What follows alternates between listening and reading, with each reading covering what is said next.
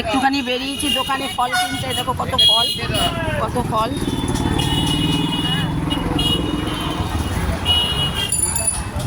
রাস্তাঘাটে গাড়ি গাড়ি গাড়ি।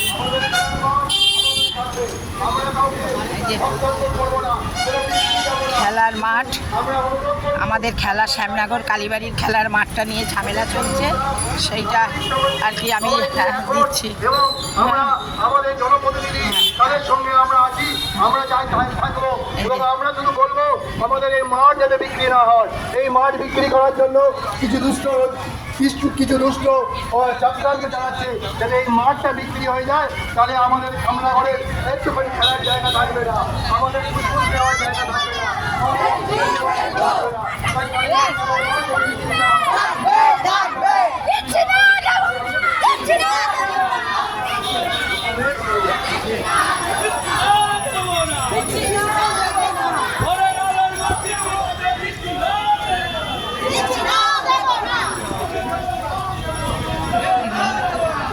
মাঠটা বিক্রি হয়ে যাচ্ছে, সেইটার জন্য